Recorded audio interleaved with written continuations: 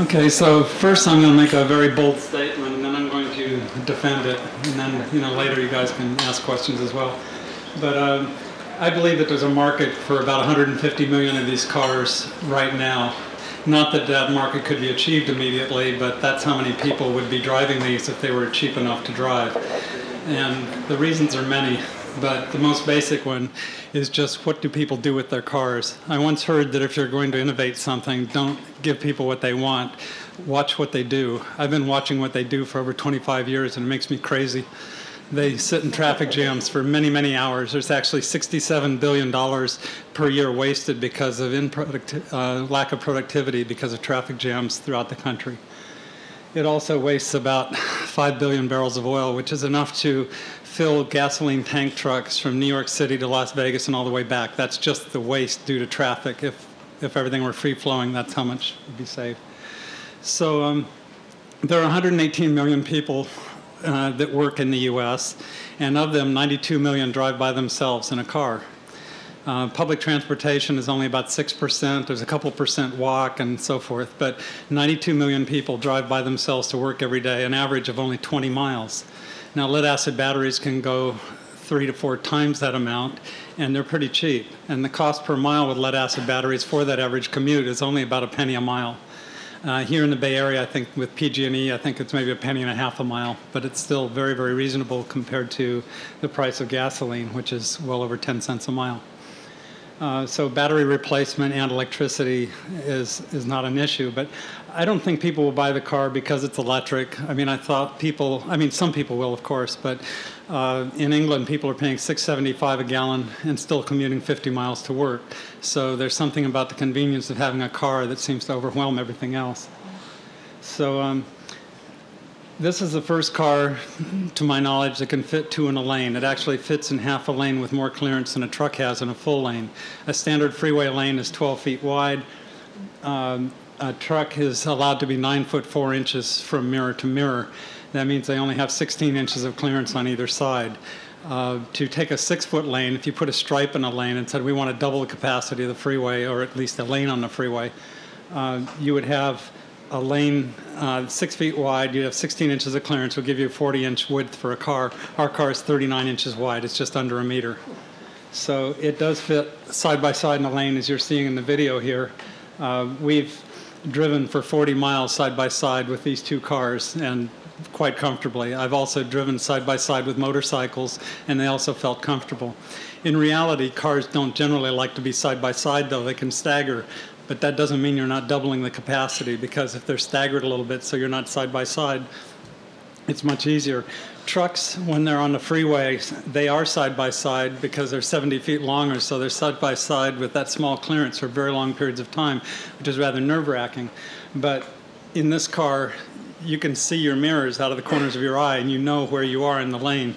So it's really not nerve-wracking at all. You could drive in a 6 foot lane 70 miles an hour all day long and not even think about it. So anyway, I think that, it's the future. Any crowded city needs us desperately, and we're just starting slow and carefully, building a good foundation. We had 2 choices when we started this company. One was to build the car as cheap as we could, and that would probably be a $60,000 car. And the other choice was to build a really high-end car. And our target price was $85,000, but unfortunately the price has crept up. But the thing is that a car in low production just costs a lot to build, and there's nothing you can do about that. And if we'd gone the cheaper option, the people who wanted an electric car like this couldn't afford it, and the people that could afford it wouldn't want it. So we tried to make it appeal to those who could afford it, and luckily we got a check from George Clooney one day in the mail for 10 grand as a deposit, and he started asking, where's my car, and we delivered it. So that's our first delivery last year. York Brown has an order for one. We have another customer in Berkeley. We're building their cars right now. It's going to be about a 6-month process to build these cars, and they keep getting more and more refined. We've made some major improvements. We're going with an all stainless steel chassis. It has a full NASCAR roll cage made of chrome moly. It has 4 times more steel in the door than a than a Volvo or any other car. Even the Ford Excursion has one bar in the door for protection, and it's not really attached to anything substantial other than the sheet metal. Whereas ours, we have special design hinges that are as strong as the rest of the roll cage and tie those 4 bars into the rest of the roll cage with pins and with specially designed hinges. So we built, a car that we believe is, the safest, the fastest, and so forth. I have another video that'll kind of answer a lot of questions. Let me play that. Oh, there we go. Is it a new sports car about to hit the streets? The sculptured lights, the sporty wheels, a racing car cockpit, and power to burn. Whoa, wait a minute, what's this? It's the Tango, the commuter car of the 21st century.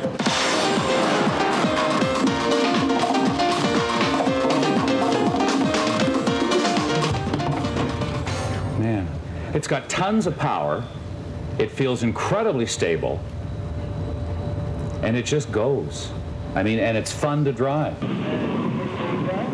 This particular autocross, this is the Monterey Historic Car Races weekend, and the Concours Italiano invited us there. My son had only driven one autocross before, and he was only 3 seconds behind an experienced Ferrari driver in his 308. You can see some cars, it looks like.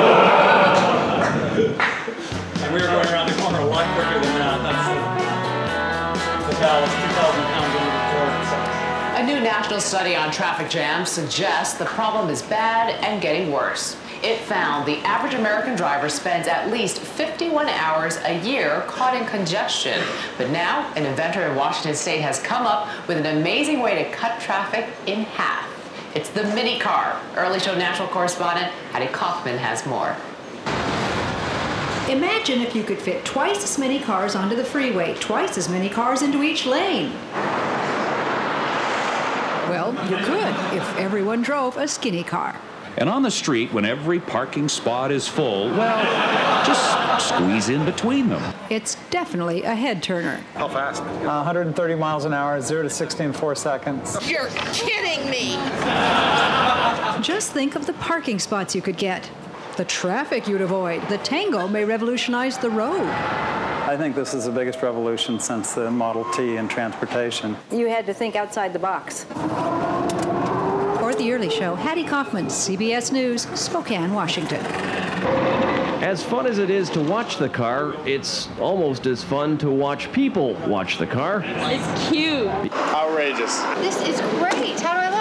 Because if they don't come up and say, wow, they certainly think, wow, and want to see what they look like in what could be the world's fastest, funkiest electric car. Wow, it's really spacious inside here. Yeah. What about crashworthiness? Crashworthiness is better than any production car that I know of. It's got a NASCAR roll cage. And why use gas when you can go electric? You can juice up a Tango in as little as 10 minutes. The facts that make electric work in this case are, one, that the average commute's only 20 miles, and this will go 4 times that, 80 miles. So they painted it Ferrari red. I think that's great. Couldn't forget the cup holder. Yeah, it does get a lot of excitement. So the guy who drives this car, chick magnet. Yeah, Excellent. So you get sports car enthusiasts who probably turn up their nose and go, this golf cart cannot beat me. I love to meet him at a stoplight. 0 to 60, how fast? In 4 seconds. Sweet. Okay, so it would be zero emissions if it weren't for the tire smoke. Actually, we set the torque so it doesn't spin the tires. You can just adjust the torque infinitely. You can adjust the horsepower. We have a valet mode, so if you don't want people driving it over a certain speed, you can set it up as you wish. So.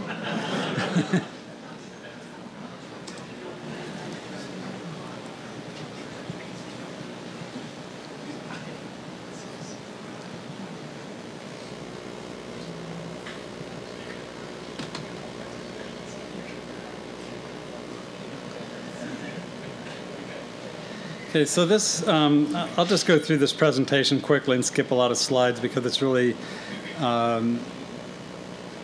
designed for an investor presentation. So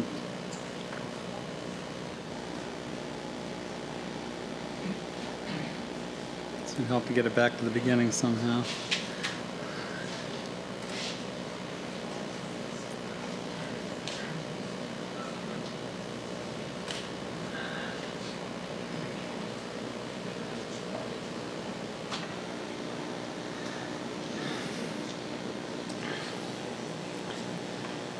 So we have one of our investors, a surgeon from Harvard Medical School, and he's a medical device analyst now, so he put together this presentation for us, and it's really just targeting certain angel investors.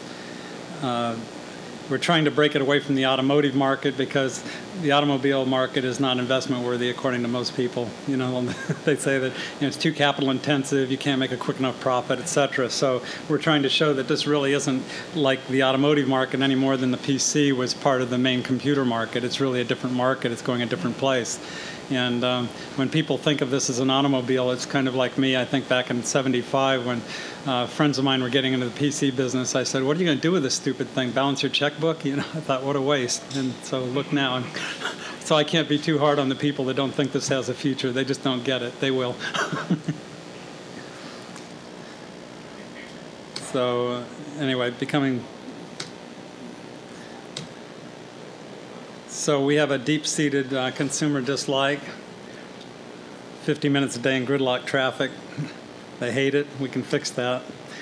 And this is the only person that's not frustrated, but he's taking a little bit of risk, you know, which most people won't take. Only 1% of the commuting traffic use a combination of bicycles and motorcycles together, so it is a very small percentage right now. And I think the main reason is safety. The other is weather. We solve both of those problems. So lane splitting is legal according to California Highway Patrol webpage. Motorcycles can lane split as long as it's done safely. It's only legal here in California, possibly Nevada and Arizona, and basically all the rest of the world. It's absolutely the way to get around in Taipei, for example, but all over England and Europe and the Orient, lane splitting is perfectly okay. And this car is 5 inches narrower than a Goldwing. So it actually lane splits a lot easier and obviously a lot safer than others. So I don't think there'll be a lot of resistance. Government, policymakers are very interested in saving money on freeway construction. So I think we're seeing a lot of positive from both the state and the federal government level as far as this being a really good alternative and something that they want to push forward. So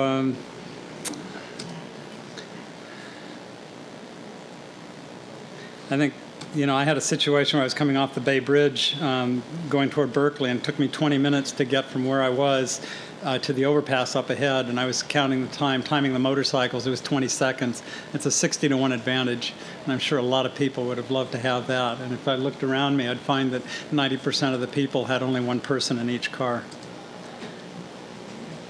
So these are basic specifications, 0 to 60 in 4 seconds. To be able to drive comfortably in a 70 miles an hour in a 6.5 freeway lane. It's the only car in the world that can really do that. The next competitor is about 48 inches wide or more. I think that people seeing a small car think it's a death trap immediately, so we have to prove to them that not only is it not any less strength than a regular car, but it's way beyond that. It has 4 times more steel in the doors. It has a full race car roll cage. These cars are crashed routinely. People ask if our car's been crash tested. Every weekend by NASCAR, 200 miles an hour. They crash, tumble, T-bone each other, and the guys walk out almost always. So there's really a lot to be said for that.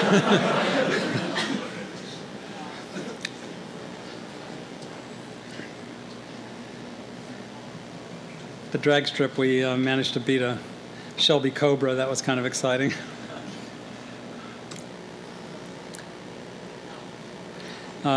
You're able to keep a lot closer proximity to the car in front of you as well, because you always know you have an escape route.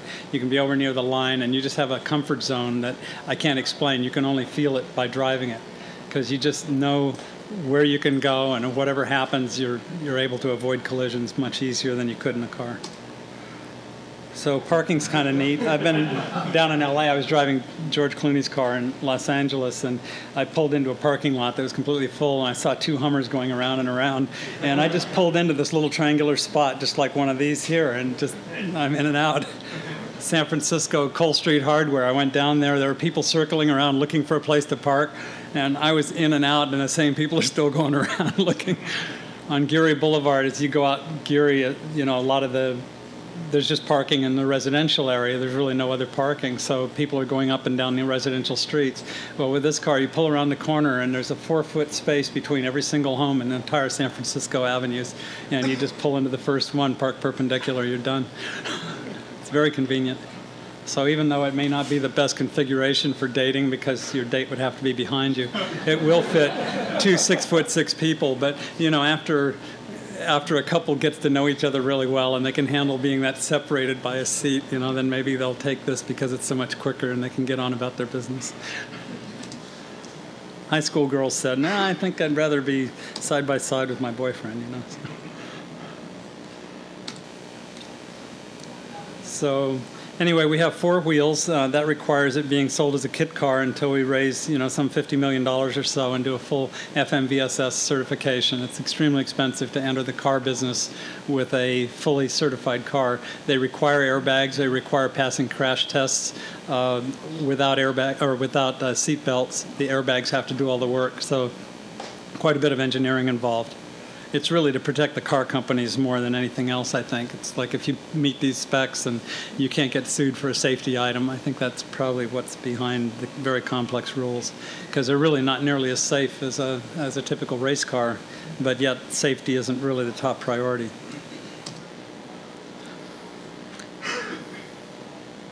I think I went over this. Gas prices will drive it, but I'm not counting on it. So, you know, our cost of goods sold right now is about $85,000. You know, we're working on that. I think, you know, we'll come out with other models in the future that'll be less expensive, but we're going to have to sell a bunch of these for $108,000 in order to get the cost down. It just takes a lot of tooling to reduce costs. So, one step at a time.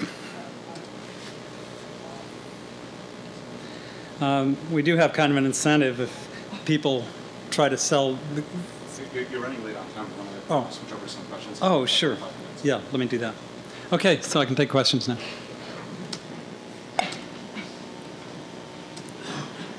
Yes? A couple of months ago, I was in an automobile accident. I was driving a rental car and was hit by an SUV. My rental car was totaled. Everyone in the car was either injured or killed. There was some minor bumper damage on the SUV. And I don't think that's because of, you know, how much metal I had around me. It's just the weight difference. Right. What does this thing weigh? It weighs 3,000 pounds. It weighs as much as a mid-sized sedan, so you have that in your favor. And to ward off SUVs, you actually have bars that are up right at the top of the door. This there's a bar that goes all the way up through here, and then there's another one down here, another one through here, and then there's vertical bars through here. So no matter where you get hit, you have a lot more protection. Obviously, if you get hit hard by an SUV in the door, there's not any car that's going to protect you from your head hitting the grill. So a side airbag, and we're planning on that in the future, having actually this, we have a 4-point shoulder harness in there, so those belts can actually be airbags. B.F. Goodrich has designed an airbag belt that would work quite nicely to protect you in a side impact. But you're definitely better off not having the car going through your car. I saw a Cadillac at the evidence yard up in Spokane, and the driver's door was touching the passenger door. Somebody had driven right through the car. So you can talk about crumple zone all you want, but I'd say integrity is the first thing. Race cars have to have that. They talk very little about crumple zone. Crumple zone is really nice for marketing. It's cheap. It's easy to convince people of, but that's not really the point of safety. Safety is keeping you alive in a crash, which is what race cars have to do. Yes? What maintenance is involved in all of the costs? It's extremely low maintenance. You have brakes and tires, obviously. The brushes on the motors are good for about 100,000 miles or so. So they're about $25 every 100,000 miles. So maintenance is almost nil except for batteries. And batteries you kind of choose based on what your driving style is.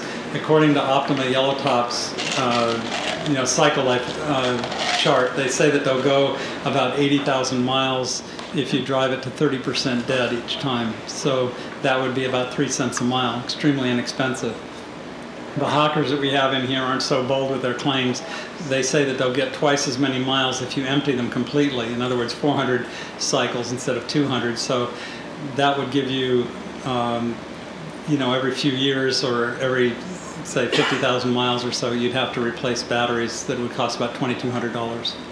But the cost per mile, I think, is the key thing. And we have that on our webpage. We have whole charts that work that out and compare it with Honda Insight and other cars like that. Yes?